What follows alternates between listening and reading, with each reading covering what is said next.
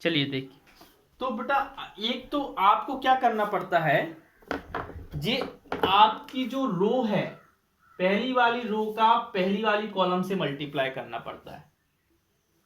तो हम करें, 1 का 1 से करेंगे 1, 4 का 2 से करेंगे 8 और 7 का 3 से करेंगे 21।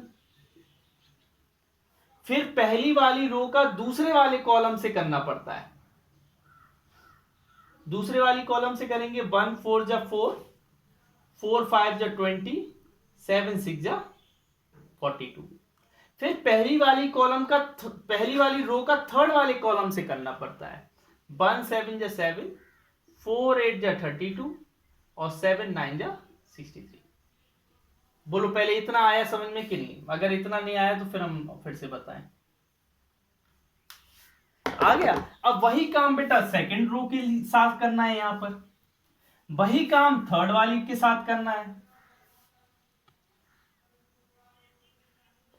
ऐसे 2x2 में होता है, ऐसे 3x3 में, जितने में हो सब में ऐसे ही होता है। अगर तब भी नहीं आए तो एक ऐसा है बेटा कि ऐसा लिख लो, A11 A12 A13 A21 A22 A23 A31 A32 A33।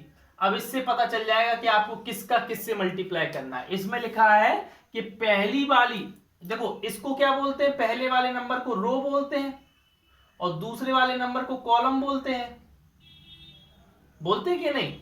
तो इसमें क्या पता चल जाएगा कि आप पहली वाली रो लो पहले मैट्रिक्स की और पहली वाली कॉलम लो दूसरे मैट्रिक्स की। दूसरे में क्या पता चल जाएगा कि पहली वाली रो लो और दूसरी वाली कॉलम लो। ऐसे मतलब इसमें नंबर पहले से लिखे हैं कि कौन सी रो और कौन सी कॉलम लेनी है। बताओ, अब बताओ, है ना? और घर पे क्या है कि लगाओ, प्रैक्टिस करो कि हाँ आज सर ने जो बताया हम उसकी 10 क्वेश्चन करेंगे, 10 में से कितने हमारे सही रहते कितने गलत, अपने आप तुम्हारा कंसेप्ट क्लियर हो जाएगा। ठीक है ना? कंसेप्ट बेटा मैथ में ज्यादातर जब क्लियर होता है जब हम क्या करते हैं, खुद सेल्फ प्रैक्टिस करते हैं। ठीक है? हाँ बेटा बोलो।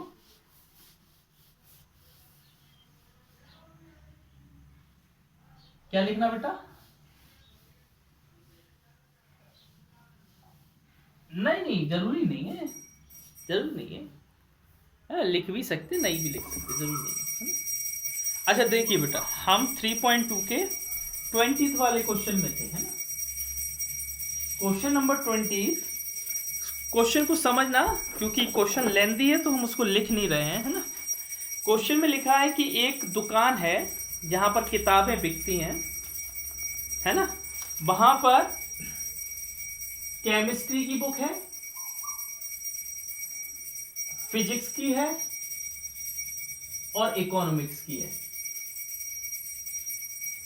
10 डजन केमिस्ट्री की है, 10 दर्जन, दर्जन समझते हो ना, केले आते हैं दर्जन में, और फिर 8 है, 8 डजन है फिजिक्स की और 10 डजन है इकोनॉमिक्स की,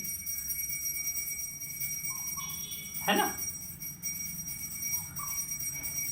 समझ रहे ना बेटा? इतना आया समझ में बेटा?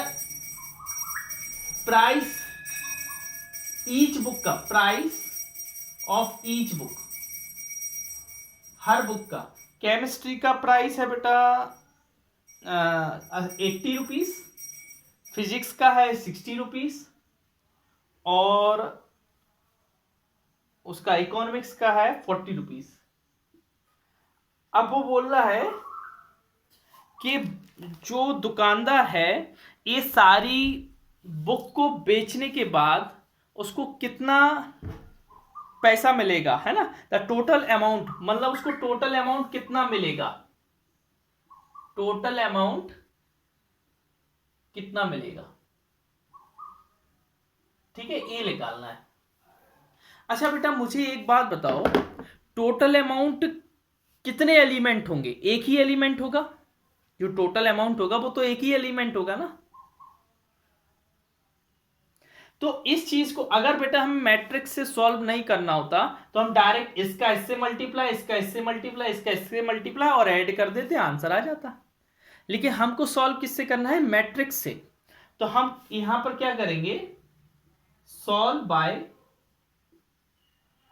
मैट्रिक्स,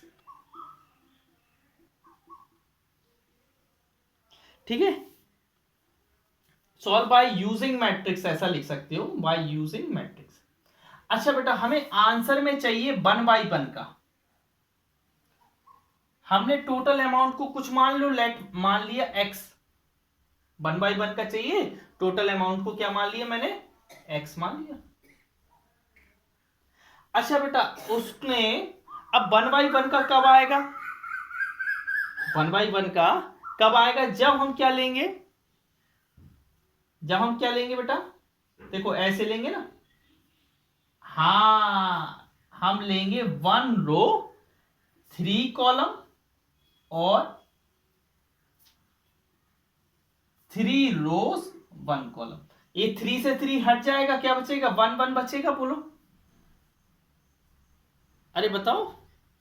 अब बेटा 10 डजन को आप 120 भी तो लिख सकते हो, 8 डजन को, क्योंकि हमें प्राइस पर डजन नहीं दिया, जो प्राइस दिया है वो पर डजन नहीं दिया, प्राइस दिया है of each book, her book का प्राइस दिया है। तो फिजिक्स की, केमिस्ट्री की टोटल बुक 120, फिजिक्स की टोटल बुक कितनी हो जाएंगी 96, और इकोनॉमिक्स की टोटल बुक कितनी हो जाएंगी 120। इधर प्राइस कैसे आ जाएगा, 80, 60 और 40। बेटा ये 1/3 का है, 3/1 का, तो मैट्रिक्स का जब मल्टीप्लीकेशन होगा तब आंसर क्या आएगा, 1/1 का आएगा। अच्छा, मैट्रिक्स मल्टीप्लीकेशन कैसे होता है बेटा, वो बोलता है कि पहली रो का मल्टीप्लाई पहली कॉलम से करो, पहली रो का मल्टीप्लाई पहली कॉलम से करो। तो पहली रो क्या है, 120 multiply 80 plus 96 multiply 60 plus 120 multiply 40, और इधर क्या है बेटा x।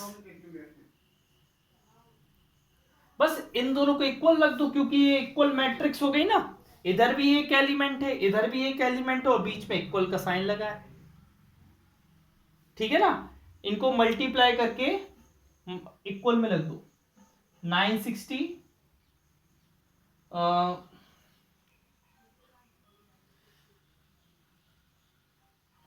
576 0 प्लस, बेटा बताओ कितना आंसर आ रहा है, बताना, what is the answer.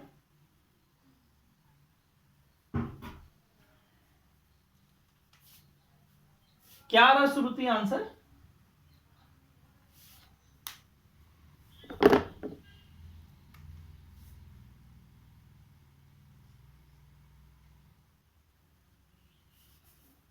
$19,900। Check कर लेना बेटा कि ये बस सही है कि नहीं, और ये आंसर किस में आएगा, रुपीस में आएगा, ठीक है। तो मैट्रिक्स का बेटा ये यूज है कि हम बड़ी बड़ी इक्वेशन, ये तो इक्वेशन छोटी थी, लेकिन ऐसी कई बड़ी बड़ी लीनियर इक्वेशंस आती हैं जिनको हमें सॉल्व करना पड़ता है, जो कि आप आगे 12th क्लास के बाद पढ़ेंगे। अगर आप मैथ को आगे प्रेफरेंस देते हो तो पढ़ेंगे तो पता। हाँ बेटा,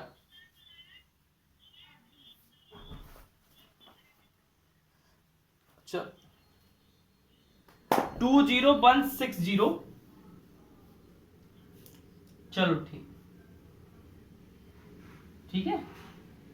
तो याद रखिएगा बेटा, मैट्रिक्स को कैसे सॉल्व किया जाता है, इस तरीके से। उसने बोला था केमिस्ट्री, फिजिक्स, इकोनॉमिक्स की इतनी इतनी बुक है, हर बुक का प्राइस इतना है, उसने बोला था टोटल अमाउंट निकालो, टोटल अमाउंट जो आएगा वो एक एलिमेंट में आएगा, तो हमें आंसर में एक एलिमेंट चाहिए, तो हमें मैट्रिक्स का मल्टीप्लाई इस तरीके से करना पड़ेगा कि उसका जो अंदर का एलिमेंट आए वो केवल एक आए।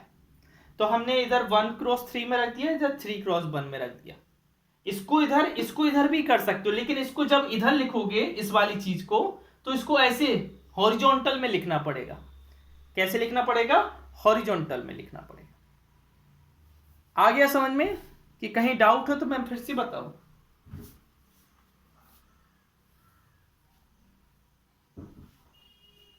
ठीक है,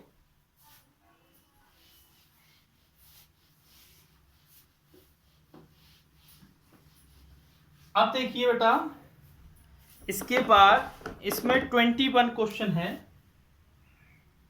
21 क्वेश्चन में बेटा एक मैट्रिक्स है एक्स, है ना, और वो किस ऑर्डर का है? उसका ऑर्डर है मैट्रिक्स एक्स का ऑर्डर 2 क्रॉस एन। इधर ऐसे लिखते रहे 2 क्रॉस एन। और एक है बाई, किस ऑर्डर का है? 3 क्रॉस के। एक है बेटा जेड, और किस ऑर्डर का है? 2 क्रॉस पी। और एक है डब्ल्यू, है एन क्रॉस 3। और एक है पी, किसमें?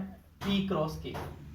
बोलो बेटा, ये जो मैट्रिक्स हैं इन ऑर्डर के हैं। पहला क्वेश्चन बोल रहा है 21 वाला क्वेश्चन बोल रहा है कि P by plus W by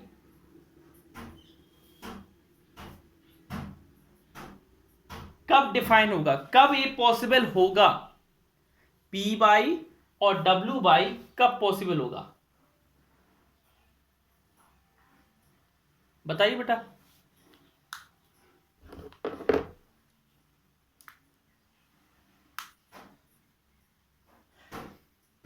P by और W बाई कब पॉसिबल होगा? बेटा आप जानते हो डिस्ट्रीब्यूटिव प्रॉपर्टी लग जाती है ना मल्टीप्लिकेशन में, हमने आपको बताया था, है ना, डिस्ट्रीब्यूटिव प्रॉपर्टी लग जाती है। तो हम इसको ऐसे लिख सकते हैं ना, P plus W whole by. अच्छा बेटा, P का क्या है? P क्रॉस के, और W का क्या है? N cross 3। मतलब बेटा कोई दो मैट्रिक्स कब ऐड हो पाते हैं, हमें ये बताओ, कोई दो मैट्रिक्स कब ऐड हो पाते हैं? ऑर्डर सेम हो। अब यहां पर n क्रॉस 3 है और इधर है p क्रॉस k, मतलब k की वैल्यू 3 होगी, ये कंफर्म है भाई। इधर देखो बेटा क्या है, इधर n क्रॉस, मैं इसको और तरीके से लिख दे रहा हूं, p n cross 3 plus p cross k plus w का n क्रॉस 3, और इधर क्या है? बाई। अब बेटा ये जब भी ए इक्वल होंगे, और y का क्या है? y का और लिखते हैं 3 क्रॉस k, मतलब k की वैल्यू 3 आएगी, कंफर्म है? अरे बताओ भाई, कंफर्म है ना? हाँ, तो बेटा इधर कंफर्म हो गई k की वैल्यू, तो k की वैल्यू 3 कहां पर है? k की वैल्यू है दो जगह 3 है, ऑप्शन ए में और ऑप्शन बी में, ऑप्शन सी में। अब देखो p की वैल्यू क्या होगी? p की वैल्यू हमें बताओ, जब हम दो मैट्रिक्स का मल्टीप्लिकेशन करते हैं तो उसमें क्या देखते हैं? हमारा कॉलम और यहां की रो सेम होनी चाहिए। तो यहां का कॉलम, यहां का रो सेम है। अरे बताओ भैया, यहां का अब हमें एक बात बताओ बेटा, यहां का कॉलम यहां का रो सेम है, तो P और N क्या होने चाहिए? इक्वल होने चाहिए, तभी ये क्या होंगे? एडिशन पॉसिबल है ना। देखो आप समझ नहीं रहे हो, K की वैल्यू 3 होनी चाहिए, ये कंफर्म है, और P की वैल्यू क्या होनी चाहिए? N के इक्वल होनी चाहिए, तभी तो ऐड हो पाएंगे। ऐड कब हो पाएंगे, हमें ये बताओ। अरे कोई दो मैट्रिक्स ऐड कब हो पाएंगे? ऐड जब हो पाएंगे ना, जब k की वैल्यू 3 हो और p की वैल्यू क्या हो? n के इक्वल।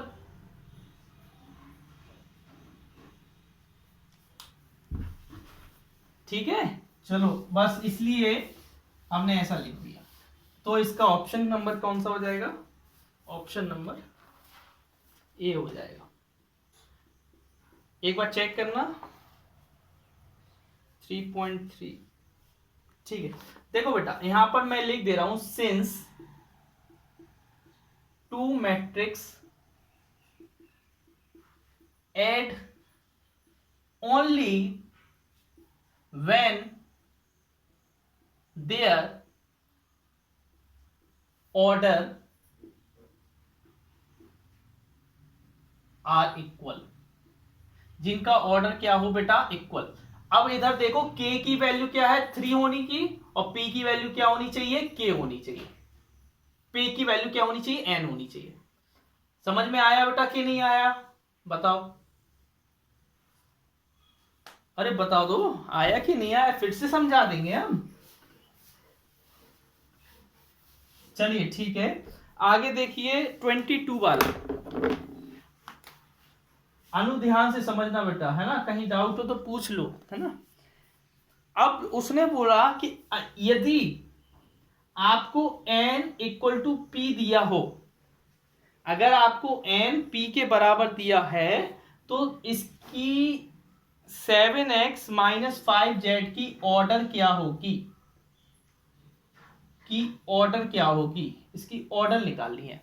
ऐसा लिखा नहीं जाता है ऑर्डर, मतलब सिंपल सा बताना है ऑर्डर क्या होगी। अब इसकी ऑर्डर देखो ध्यान से बेटा, दो मैट्रिक्स कब माइनस हो पाएंगी बेटा? इधर हम इधर लिख दें ऑर्डर, x की ऑर्डर क्या है? x की ऑर्डर क्या है? 2 क्रॉस n माइनस 5। क्या था? z की ऑर्डर क्या है? 2 क्रॉस p। बेटा दो मैट्रिक्स माइनस कब हो पाती हैं? सेम ऑर्डर पे हो। तो बेटा इधर 2 तो इधर 2 है, और वो बोल रहा है पी एन के इक्वल है, पी एन के इक्वल है।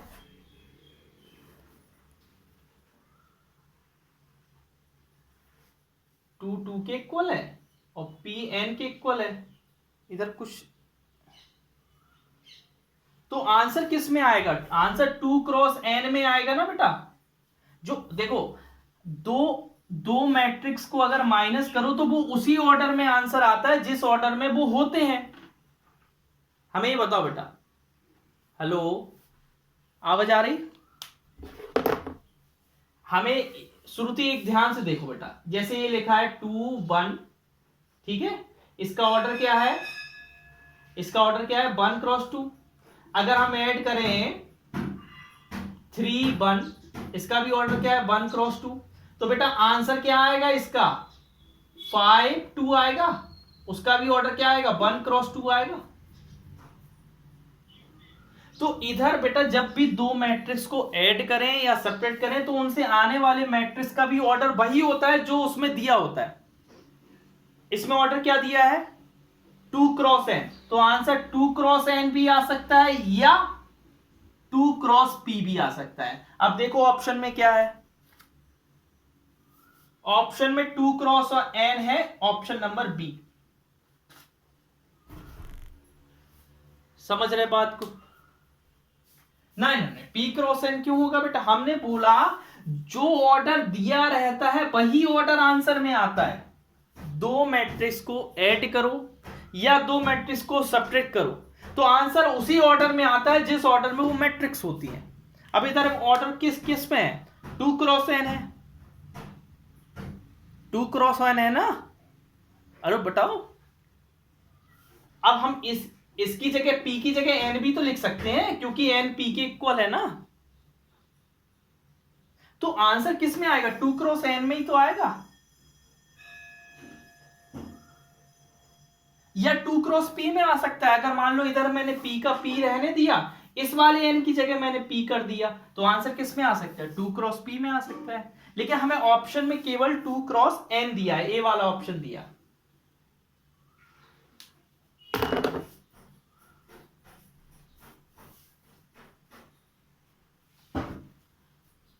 समझ में नहीं आया हमें लगता है। आप तो सिंपल सा देखो कि अगर हम जब जब भी दो मैट्रिक्स को ऐड करें या सब्ट्रैक्ट करें तो उसका जो आंसर आता है वो उसी ऑर्डर में आता है जिस ऑर्डर में हमें दिया जाता है। अब हमें इधर दिया था, इधर n लिख दिया था, इधर p, तो हम p की जगह n भी तो कर सकते हैं। उसने बोला है कि n p के इक्वल है, उसने बोला है n p के इक्वल है, तो हमारा आने वाला ऑर्डर भी तो 2 क्रॉस n होगा। आने वाला ऑर्डर भी तो जो मैट्रिक्स होगा वो 2 क्रॉस n का होगा। बोलो आया कि नहीं? कंसेप्ट क्लियर करते जाओ बेटा, क्योंकि यही ऑब्जेक्टिव में आने हैं आपके। अगर कंसेप्ट क्लियर नहीं है तो सब बेकार है। पूछ लो चाहे हमसे, ऐसा क्यों आया, कैसे आया, ये सब हम सब बता देंगे। बताओ संध्या, कोई समस्या?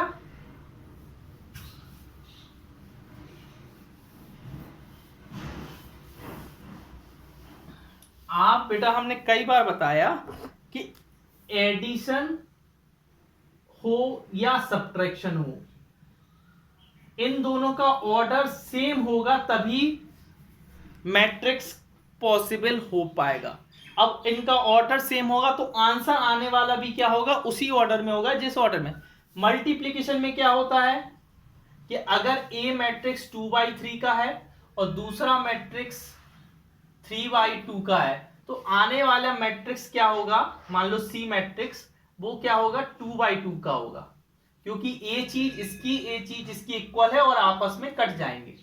आंसर किस में आएगा, 2/2 मैट्रिक्स में आएगा। ये कंसेप्ट आप दिमाग में रखा करो, है ना। चलिए ठीक, अब आते हैं हम लोग नए कंसेप्ट पे, ट्रांसपोज ऑफ मैट्रिक्स।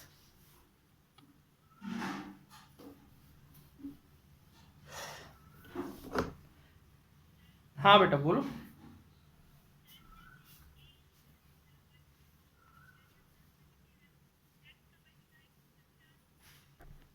एक मिनट बेटा, एक मिनट। हाँ बोलो बोलो, क्या अब बोलो, क्या बोल रहे? हाँ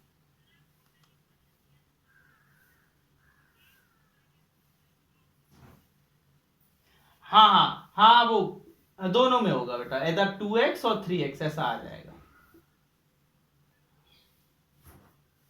ठीक है, हमने आपको स्केलर मल्टीप्लिकेशन बताया था, शायद आप उस दिन एब्सेंट थे कि आए थे। मैंने स्केलर मल्टीप्लिकेशन बोला था कि अगर कोई मैट्रिक्स ए है, अगर उसमें k का मल्टीप्लाई करें तो उसके हर एलिमेंट में k का मल्टीप्लाई होता है। हर एलिमेंट में क्या हो जाता है, k का मल्टीप्लिकेशन हो जाता है ना। ऐसा कुछ मैंने बताया था। चलिए कोई दिक्कत नहीं। अब देखिए बेटा, नया टॉपिक ट्रांसपोज ऑफ मैट्रिक्स। कल हमने जब पेपर चेक किए,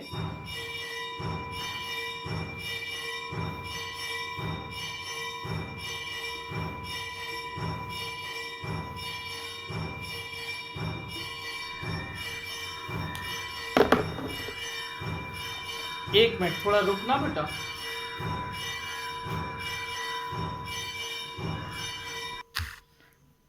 लगता है बेटा ये टाइम चेंज करना पड़ेगा, ये फिक्स हो गया है। मंदिर में इतनी बजे आरती होती है और अपनी इतने बजे क्लास होती है, और ये नया टॉपिक स्टार्ट होना था तो मैं कुछ भी समझाता तुम लोग की समझ में नहीं आता है ना।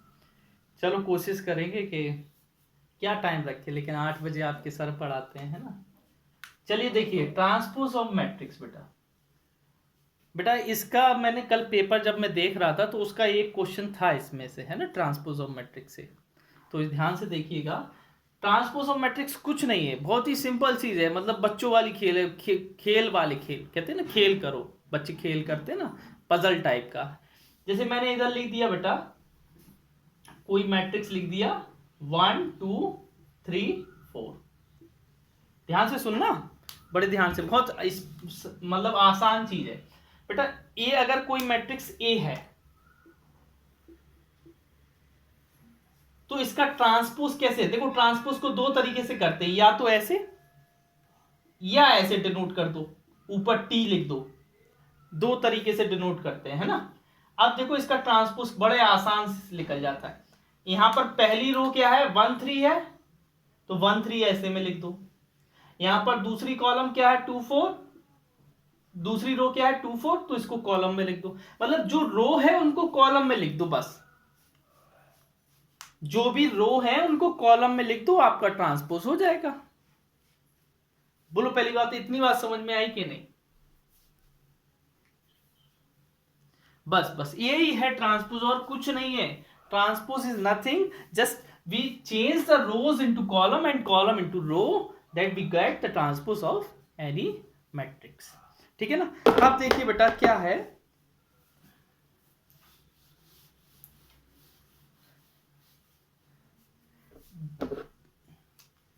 अगर बेटा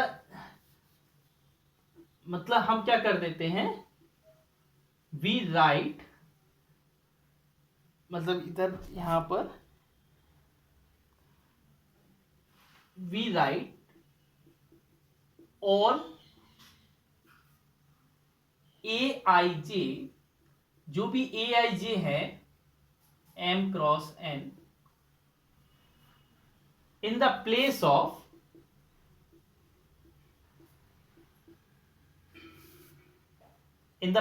of AJI, हम क्या कर देते हैं,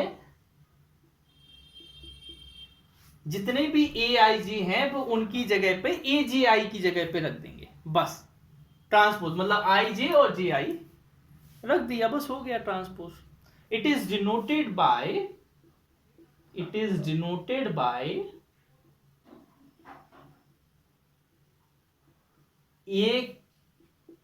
एक कॉम्प्लीमेंट का साइन होता है, हम लोग उसमें सेट में पढ़ते थे कॉम्प्लीमेंट, और ए की पावर मतलब 80।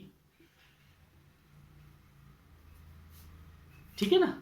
इस तरीके से हम लोग ट्रांसपोज निकाल सकते हैं। एग्जाम्पल में कुछ भी, कोई भी एक एग्जाम्पल दे दो, एग्जाम्पल में कि क्या दे दो, कोई मैट्रिक्स ए है, उसमें अगर 1 2 3 4 दिया है तो आप क्या लिख दोगे?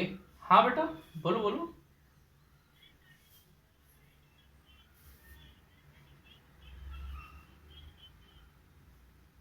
नहीं वो तो ऑर्डर तो सेम, हाँ n क्रॉस है, बिल्कुल सही। ऑर्डर भी क्या हो जाएगा, अगर कहीं 2 क्रॉस 3 का है तो 3 क्रॉस 2 हो जाएगा। ठीक है ना? हाँ देखो बेटा, ए क्या हो जाएगा 1 ए की इक्वल टू 1 3 2 4। ठीक है ना? ये ट्रांसपोज हो गया। बोलो कहीं पर दिक्कत?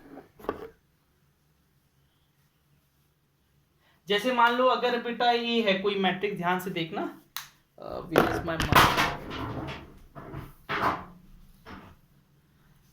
अगर कोई मैट्रिक्स ए है, ऐसी लिखी है, मान लो 1 2 3, क्या ऑर्डर है बेटा इसका?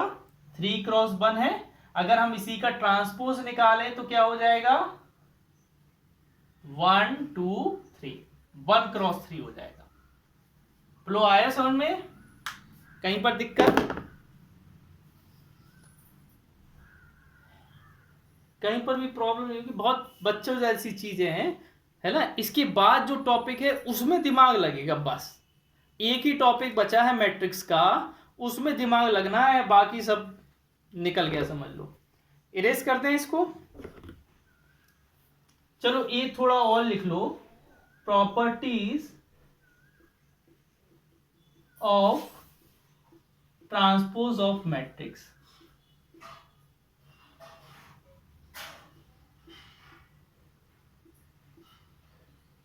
ठीक है? पहली प्रॉपर्टी क्या है, अगर बेटा किसी मैट्रिक्स का ट्रांसपोज करोगे और फिर ट्रांसपोज का ट्रांसपोज करोगे तो आंसर वही मैट्रिक्स आ जाएगा। अगर किसी मैट्रिक्स का 2 बार ट्रांसपोज कर दोगे तो वही मैट्रिक्स आपका आंसर आ जाएगा। इसी तरीके से बेटा अगर कहीं आप के ए लिखा है और इसका होल ट्रांसपोज करोगे तो के तो ऐसे ही रहेगा, ट्रांसपोज किसका हो जाएगा? ए का। ठीक है? और बेटा यहां पर अगर कोई मैट्रिक्स 2 एडिशन में लिखी है या सब्ट्रैक्शन में लिखी है और उनका ट्रांसपोज करना है तो उनको अलग अलग ट्रांसपोज करके ऐड कर सकते हो। इसी तरीके से एक फोर्थ वाला है, अगर आपको मल्टीप्लाई में दोनों का ट्रांसपोज चाहिए तो आपका क्या आ जाएगा, बी ट्रांसपोज ए ट्रांसपोज। आपने डी मॉर्गन लॉ पढ़ा था बेटा, सेट में डी मॉर्गन लॉ पढ़े थे। डी मॉर्गन लॉ क्या होता था बेटा, अगर ए यूनियन बी का होल कॉम्प्लीमेंट होता था तो ए का कॉम्प्लीमेंट इंटरसेक्शन बी का कॉम्प्लीमेंट हो जाता था। इसी तरीके से ऐसा है, अगर होल ट्रांसपोज है तो बी पहले आ जाएगा, ए बाद में आ जाएगा। ठीक है, यहां पर बस यूनियन का इंटरसेक्शन हो जाता था, है ना।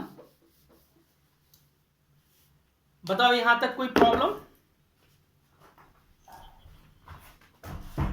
सेकंड ए वाला बोल रहे हो ना, ए वाला बेटा इसमें के कोई कांस्टेंट टर्म है, के कोई कांस्टेंट टर्म है। जैसे मान लो एक मैट्रिक्स है जिसको लिखा है के ए, 2k, 3k, 4k।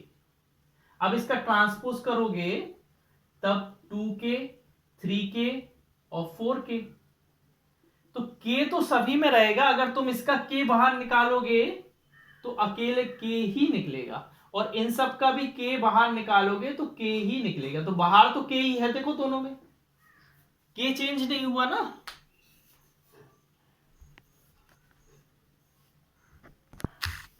इधर देखिए तो आ गया। आयुषी देखो बेटा, यहां पर जैसे अगर मान लो k है दोनों में, इस k और मैंने फिर इस वाले का ट्रांसपोज कर दिया तो ये बन जाएगा। अगर बेटा है ना तीनों का k हटा दो तो बाहर आ जाएगा k, इधर तीनों का k हटा दो तो बाहर आ जाएगा। तो k को कोई फर्क हुआ, k तो वैसी का वैसी रहेगा ना, k में कोई चेंज नहीं आएगा। चेंज किस में आएगा, बस a में चेंज आएगा, a का ट्रांसपोज हो जाएगा। हेलो, आया बस, ठीक है। आ गया, कोई दिक्कत तो नहीं है यहां पर। अनु आपको कोई दिक्कत है? घर पे जो पढ़वा रहा है उसको दो दो बार करो, है ना। अगर पढ़ोगे तभी सिंपल लगेगा पेपर, वरना तो टफ ही लगेगा, है ना। और एनसीईआरटी का ऐसा एक भी क्वेश्चन नहीं होना चाहिए जो आप पर नहीं बनता हो। पेपर एनसीईआरटी से बनता है, बाकी क्वेश्चन हम प्रैक्टिस के लिए देते हैं सर। देखिए हाँ, अब इसी से रिलेटेड जो सबसे इंपॉर्टेंट टॉपिक है वो है सिमेट्रिक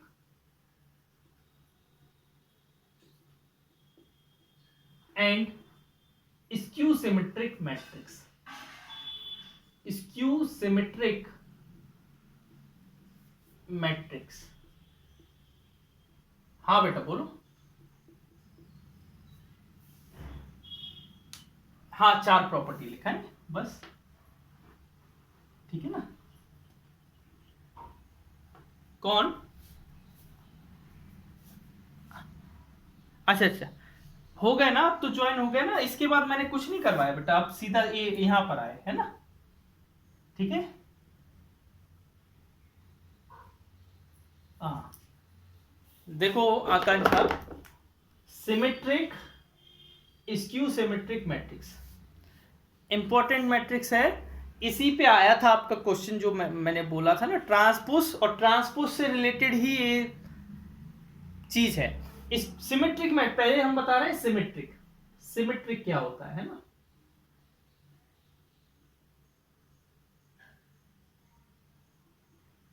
ध्यान से देखना, सिमेट्रिक मैट्रिक्स क्या होता है।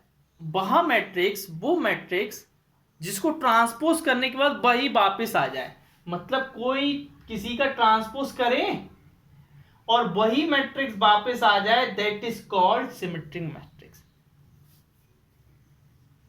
We got the same matrix, मतलब आप लिख सकते हो अपनी लैंग्वेज में, same matrix after the transposition, after the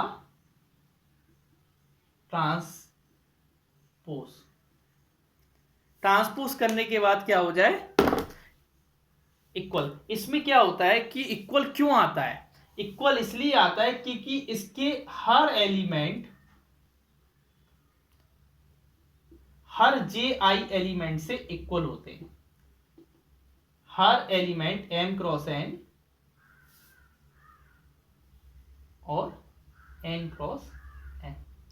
अब लेकिन इसमें आपको पता है कि सिमेट्रिक मैट्रिक्स अपने मैट्रिक्स का इक्वल कब आ सकता है, एक इसमें खास बात है। सिमेट्रिक मैट्रिक्स अपने, हाँ अब समझ गए बात को, क्या हो, स्क्वायर मैट्रिक्स हो तभी आ सकते, क्योंकि वरना उसका शेप ही चेंज हो जाएगा। अगर हमने मान लिया कि ए ले लिया, मान लो 1 2 3, अब इसका तुम करोगे तो इसका शेप ऐसे आ गया, तो कि कभी इक्वल हो सकता है? नहीं। इक्वल मैट्रिक्स कब होते हैं, जब उनका ऑर्डर सेम हो, और ऑर्डर सेम है ना, ऑर्डर सेम हो। अब यहां पर ऑर्डर सेम कब हो सकते हैं, जब वो स्क्वायर मैट्रिक्स हो, क्योंकि ऑर्डर तो सेम हो जाएंगे लेकिन ट्रांसपोज करने के बाद उसका ऑर्डर बदल जाएगा। तो स्क्वायर मैट्रिक्स ही एक ऐसा मैट्रिक्स है जिसको ट्रांसपोज करेंगे उनका ऑर्डर नहीं बदलेगा। तो यहां पर m क्रॉस n की जगह हम m क्रॉस m भी लिख सकते हैं, है ना, कि वो एक स्क्वायर मैट्रिक्स होना चाहिए।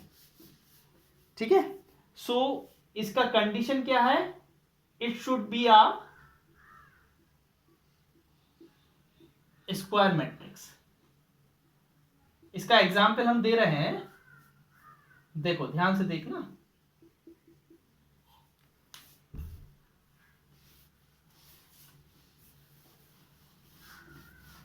पहले यहां तक बताओ, यहां तक कोई दिक्कत, यहां तक बताओ बेटा।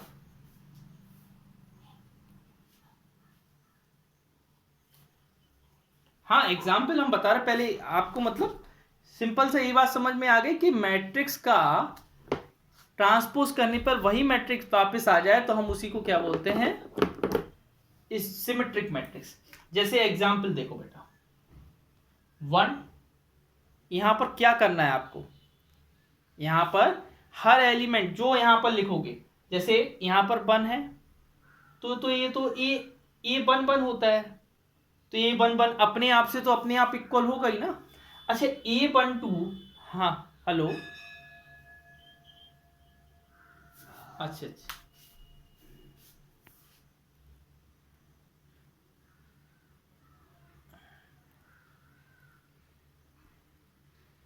चलिए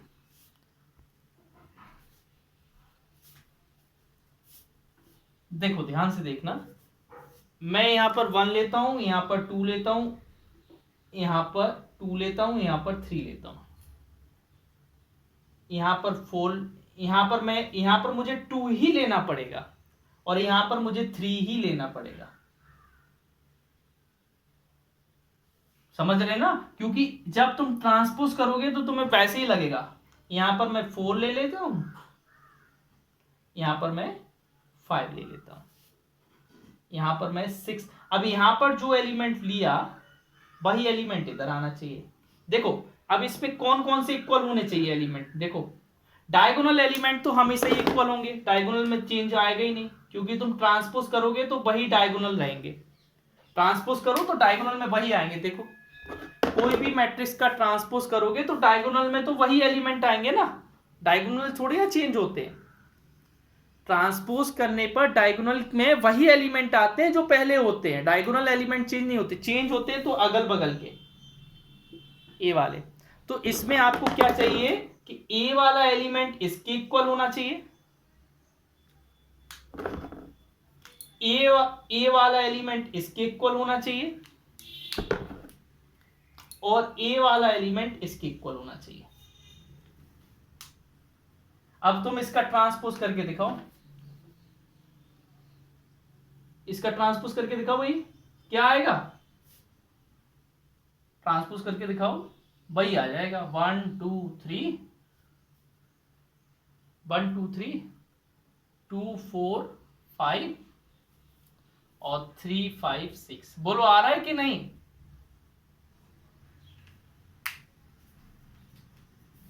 अरे बता तो दो, हाँ या ना तो बोल दो, आ रहा है कि नहीं, वही आ रहा है कि नहीं, मतलब हाँ, बेटा ट्रांसपोज में कुछ नहीं।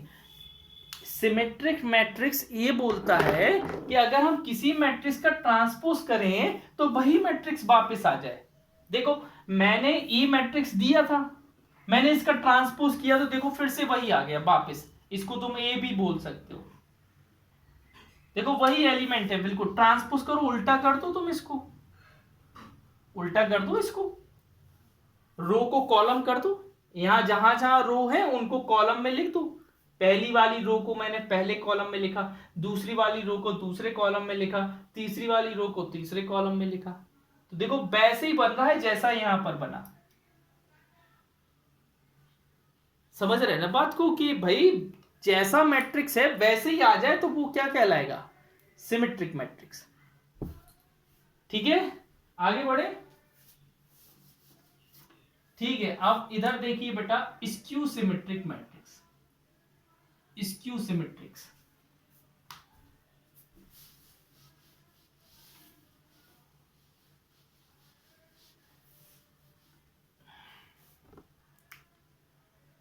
बेटा स्क्यू सिमेट्रिक मैट्रिक्स क्या होता है कि अगर किसी मैट्रिक्स का ट्रांसपोज करा जाए वो उसी मैट्रिक्स का नेगेटिव आ जाए, किसी मैट्रिक्स का ट्रांसपोज करो और वो उसी मैट्रिक्स का नेगेटिव आ जाए, उसको बोलते हैं स्क्यू सिमेट्रिक मैट्रिक्स।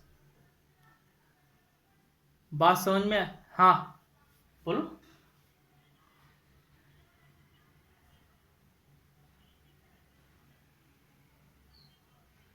हाँ एडिटिव इनवर्स क्या था बेटा, कुछ नहीं, जैसे अगर मान लो कहीं 3 4 2 5 लिखा है तो वहां पर एडिटिव इनवर्स क्या आ जाएगा, -3 -4 -2 -5, यही तो है एडिटिव इनवर्स।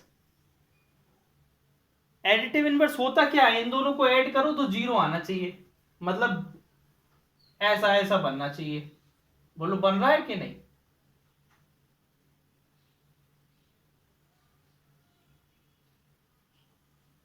समझ रहे ना वो? ठीक है, तो अगर हम किसी मैट्रिक्स का ट्रांसपोज करें तो कैसा आ जाए बेटा, अरे बताओ कैसा आ जाए, negative of the same matrix, same matrix का नेगेटिव आ जाए तब हम उसको बोलेंगे skew symmetric. We got the same matrix in negative form, या बोल सकते हैं वी गॉट द नेगेटिव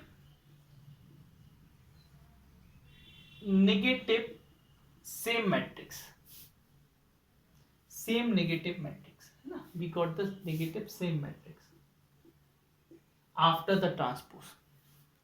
यहां पर क्या होता है बेटा, ए आई जे जो है, ए आई जे जो है वो यहां पर क्या होता है, -a-j-i के बराबर होता है।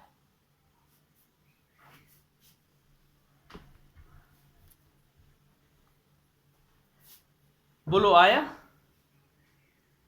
यहां पर हर ए आई जे दूसरे मैट्रिक्स में हर ए जे, ए किसको डिनोट कर रहा है, ए को, ए किसको कर रहा है, ए ट्रांसपोज को। इसकी कंडीशन क्या है बेटा कि it should be a square matrix, क्या होना चाहिए, स्क्वायर मैट्रिक्स होना चाहिए।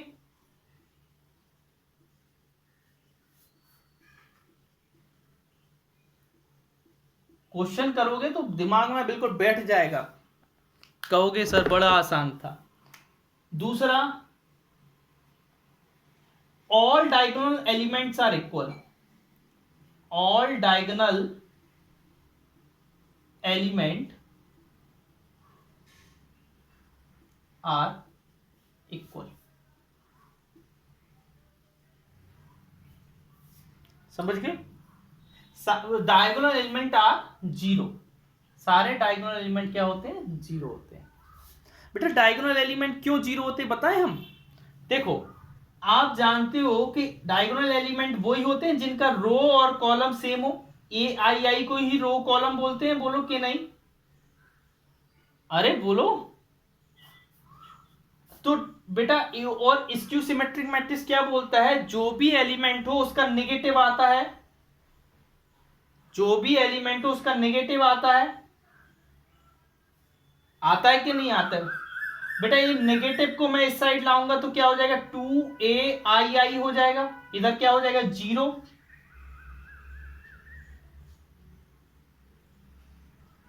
तो बेटा 2 को नीचे भेजो तो ai क्या हुआ 0, मतलब डायगोनल एलिमेंट इसके क्या होते हैं 0। ये डायगोनल एलिमेंट को डिनोट करता है, तो इसके सारे डायगोनल एलिमेंट क्या होते हैं 0। सिर्फ स्क्यू सिमेट्रिक के होते हैं, याद रखिएगा, किसी और के नहीं होते हैं।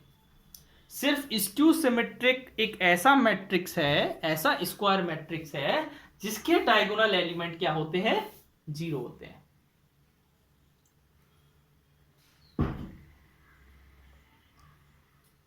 ऑर्डर बेटा स्क्वायर मैट्रिक्स होना चाहिए, वो तो कंफर्म है, क्योंकि फिर हम ट्रांसपोज करेंगे तो उनकी शकल ही सेम नहीं आएगी, शकल से। क्या मैं समझा नहीं, क्या बोल रहा हूं बेटा?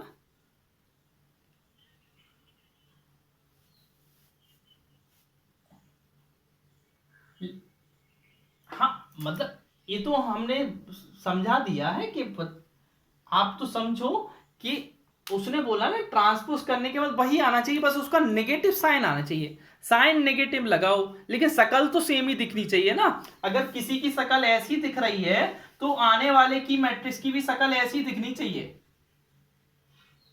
ऐसा नहीं है किसी की शकल ऐसी दिख रही है और आने वाली मैट्रिक्स की ऐसी शकल दिख रही है, समझ रहे हैं ना? ऐसा नहीं है, सेम फेस दिखना चाहिए, तभी उसको क्या बोलेंगे स्क्यू सिमेट्रिक मैट्रिक्स। बोलो आया समझ में इतना? आप तो दिमाग में सिंपल सा फंडा याद रखो कि कोई मैट्रिक्स सिमेट्रिक मैट्रिक्स तब कहलाएगा जब उसका ट्रांसपोज करने के बाद वही मिल जाए।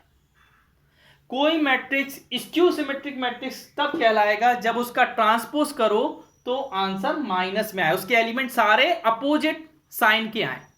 ट्रांसपोज करने के बाद उसके सारे एलिमेंट अपोजिट साइन के आए, उसको बोलेंगे स्क्यू सिमेट्रिक। स्क्यू सिमेट्रिक में एक और होता है, सारे डायगोनल एलिमेंट क्या होते हैं 0 होते हैं। ये प्रूफ करके भी बता दिया, ठीक है। चलिए आगे देखिए, थोड़ा और देख लो।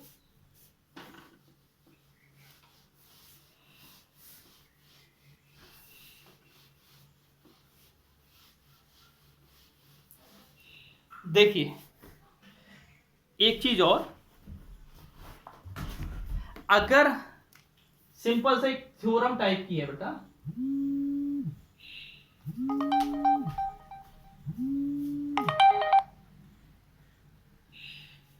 हाँ बेटा इधर आवाज आ रही है मेरी? हेलो,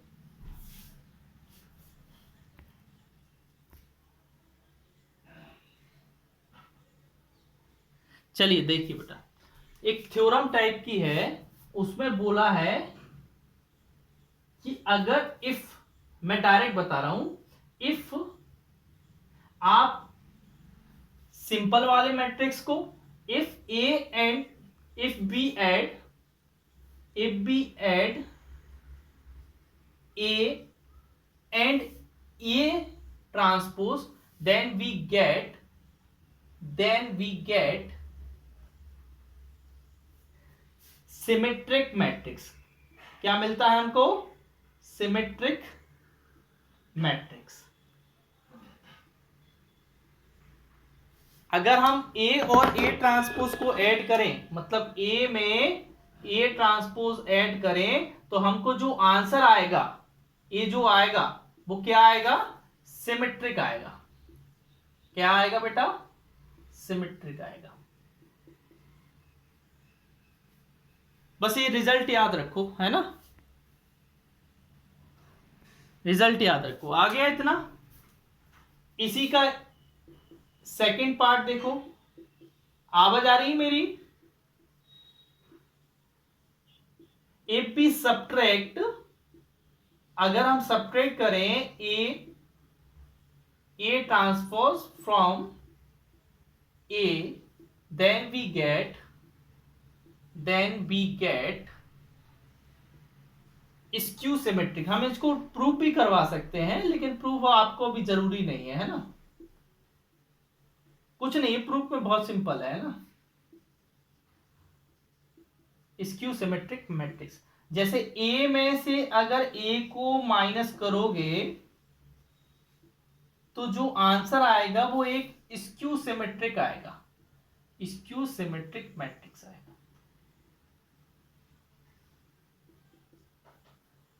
ठीक है ना, मतलब ए आएगा सिमेट्रिक और ए आएगा स्क्यू सिमेट्रिक। समझ रहे हो बेटा? मतलब अगर तुम इस पूरे का ट्रांसपोज करोगे तो ये वही सेम आ जाएगा, सेम चीज आ जाएगी, इसलिए इसको सिमेट्रिक बोलेंगे। और अगर तुम इस पूरे का ट्रांसपोज निकालोगे तो नेगेटिव आएगा, आंसर किस में आएगा? नेगेटिव में आएगा, इसलिए हम बोलेंगे इसको स्क्यू सिमेट्रिक। ये एक प्रूफ करवा दे रहे हैं, मान लो, करवा दे क्या एक प्रूफ? Hello, yes sir. चलो ठीक है, करवा दे रहे हैं।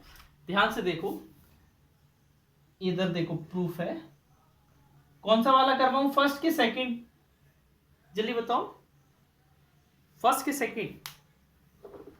अरे सेकंड वाला। चलो देखो बेटा, ए ट्रांसपोज का होल ट्रांसपोज लेना है हमें, है ना। अब हमने बोला कि अगर माइनस हो बीच में प्लस हो तो डायरेक्ट वही आ जाता है ना, ट्रांसपोज माइनस ए ट्रांसपोज का ट्रांसपोज। अलग अलग ले लो, इसमें ट्रांसपोज इसमें ट्रांसपोज। बेटा ट्रांसपोज का ट्रांसपोज क्या होता है? सेम हो जाता है। इन दोनों में से मैं माइनस साइन कॉमन ले ले रहा हूं, ले लूं? देखो बेटा वही चीज आ गई, सिर्फ नेगेटिव साइन बाहर लगा। देखो वही चीज है, सेम चीज। अरे बताओ भाई, सेम चीज है ना, बस नेगेटिव साइन बाहर लगा। Yes sir. तो इसका मतलब ये क्या है? स्क्यू सिमेट्रिक मैट्रिक्स है। कौन सा मैट्रिक्स है? स्क्यू सिमेट्रिक मैट्रिक्स है, क्योंकि उसका ट्रांसपोज करने के बाद वही आ गया, लेकिन माइनस साइन क्या लगा रहा? बाहर लगा रहा। आया बात समझ में? बोलो, अरे बताओ, जल्दी बताओ। Yes sir, right. चलो यस सर। एक छोटी सी चीज और, जिससे कल सीधा क्वेश्चन पे आएंगे, है ना। छोटी सी चीज वो ये है, ये भी थ्योरम टाइप की है, लेकिन इसका रिजल्ट डायरेक्ट लिख रहे हैं हम लोग। वी कैन, ये इसी पे आता है एक क्वेश्चन, आया भी था, ये जो मैं लिख रहा हूं ना इसी पे क्वेश्चन आया था। We can write any matrix, किसी भी मैट्रिक्स को, we can write any matrix with the sum of any matrix in the form of, in the addition of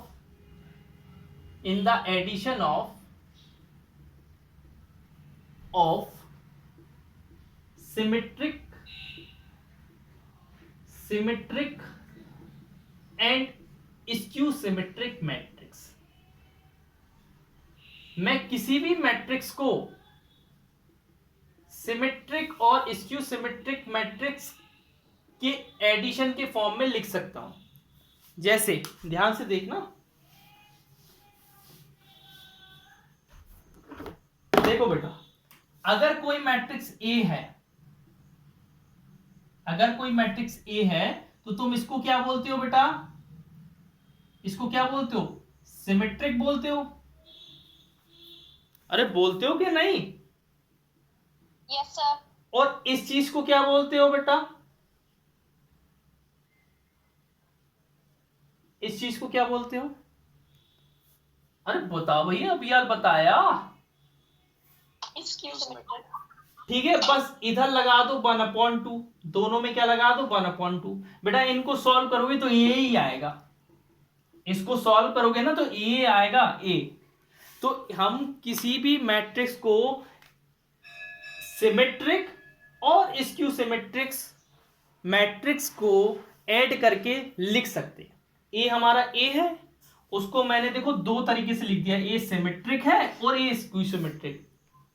A symmetric है और ए क्या है, स्क्यू सिमेट्रिक। तुम इन दोनों को ऐड करोगे ना तो आंसर यही आएगा। तो इससे हम क्या पता चला कि हम किसी भी मैट्रिक्स को सिमेट्रिक और स्क्यू सिमेट्रिक मैट्रिक्स के ऐड के फॉर्म में लिख सकते हैं। ये डायरेक्ट रिजल्ट है, कॉपी में एक एक करके रिजल्ट लिख लो, क्योंकि ऑब्जेक्टिव या कभी कभी क्वेश्चंस पूछ लेंगे, है ना। ठीक है ना, ओके। करें क्लास ऑफ? किसी को कुछ पूछना है, डाउट पूछ लो। डाउट 5